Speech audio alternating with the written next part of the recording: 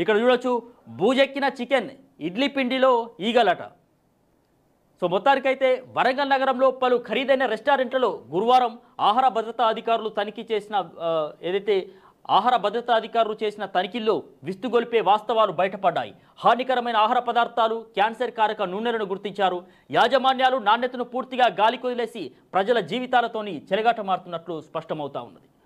So ప్రజలారా మనం చూస్తూ ఉన్నాం. సో మొత్తానికి ఇటీవలి కాలంలో అనేకమైనటువంటి చోట్ల మరి రెస్టారెంట్లలో పెద్ద పెద్ద హోటళ్లలో మరి తనిఖీలు చేస్తే ఆహార భద్రతా అధికారులు మరి విస్తుపోయేటటువంటి నిజాలు బయటపడతా ఉన్నాయి. మొత్తానికి ఎక్స్పైరీ అయినటువంటి వాటితోని కావచ్చు, లేకపోతే కుళ్ళిపోయినటువంటి వాటితోని కావచ్చు, సో బూజు పట్టినటువంటి వాటితో ఇట్లా మరి ఆహార పదార్థాలను తయారు చేస్తూ ఉన్నారు. సో మొత్తానికి ఇంటికాడ మామిడితో కేసుకొని తిన్నా కూడా మంచిదే, కానీ ఇటువంటి వాటిని తిని అనారోగ్యం పాలు కాక తప్పది. సో మొత్తానికి పైసలు పెట్టి అనారోగ్యాన్ని కొని తెచ్చుకునేటటువంటి పరిస్థితి ఉంటా ఉన్నది. సో ఇక్కడ చూడొచ్చు ఎక్కడెక్కడ ఏమేమి జరిగిందంటే, శ్రేయా హోటల్ వంటగదిలోని మూకుడులో నూనెను యంత్రాలతో పరీక్షించగా అందులో టోటల్ పోలార్ కాంపౌండ్స్ ఏకంగా 49% వచ్చినట్లు గుర్తించారు. స్వచ్ఛమైన నూనెలో 15% ఉండాలంట. అది మరిగించాక 18 నుంచి 20% ఉంటే సురక్షితం. ఒకవేళ ఆ స్థాయి కనుక దాటితే అది క్యాన్సర్కు కారణమవుతుందట. సో మొత్తానికి 49% ఇక్కడ టీపీసీ టోటల్ పోలార్ కాంపౌండ్స్ వచ్చినటువంటి పరిస్థితి. సో మొత్తానికైతే హోటల్ నిర్వాహకులపై అధికారులు ఆగ్రహం వ్యక్తం చేశారు. నూనెలను పదే పదే మరిగిస్తున్నట్లు తెలిసారు. అంటే వాడిన నూనెనే వాడడం, ఒకసారి వాడిన తర్వాత మళ్ళీ అదే నూనెను వాడడం వల్ల అటువంటి ప్రమాదకరమైనటువంటి పరిస్థితి ఉంటుంది.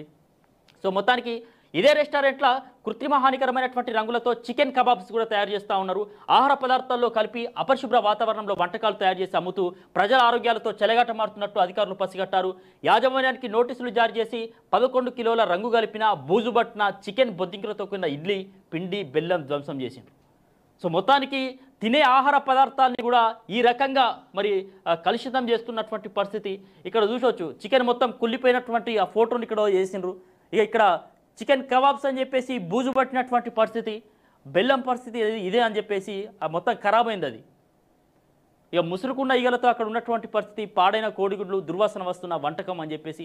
సో మొత్తానికైతే పెద్ద పెద్ద రెస్టారెంట్లు అని చెప్పేసి అడ్వర్టైజ్ ఇచ్చుకుంటా ఇట్లా మొత్తానికి ప్రజల జీవితాలతోని చెలగాటం ఆడుతూ ఉన్నాయి కొన్ని రెస్టారెంట్లు. ఇక్కడ అశోక హోటల్లో కూడా జరిగినాయి అట తనిఖీలు. ఇక అక్కడ తనిఖీలు చేస్తే హానికరమైన కృత్రిమ రంగులు కలిపిన ఆహార పదార్థాలు బయటపడ్డాయి. భారీ రంగు డబ్బాలు, మళ్ళీ మళ్ళీ కాచిన 10 లీటర్ల నూనె, కాలం జల్లిన కస్తూరి మేతి, చికెన్ మసాలాలను ధ్వంసం చేశారు. తయారీ తేదీ లేకుండా స్టోర్ రూమ్లో నిల్వ ఉంచిన 5,500 విలువ గల 17 నూడిల్స్, 28 సోమ్ ప్యాకెట్లను సీజ్ చేసి నమూనాలు తీసి ప్రయోగశాలకు పంపించారు. నిర్వాహకులకు నోటీసులు ఇచ్చారు. సో మొత్తానికైతే పేరు మోసినటువంటి పెద్ద పెద్ద రెస్టారెంట్లు, హోటళ్ళు కూడా ఇట్లనే అనేక విధాలుగా ఇట్లా జరుగుతాయి. సో మొత్తానికి ప్రజలకు సంబంధించి వాళ్ళకి ఎట్లా నమ్మకం కలుగుతుంది ఇట్లాంటి వాటి పట్ల? అంటే బయటికి లేదన్న దినాలన్నా కూడా ఇప్పుడు భయం పుడుతుంది వెన్నుల. నక్కలగుట్టలోని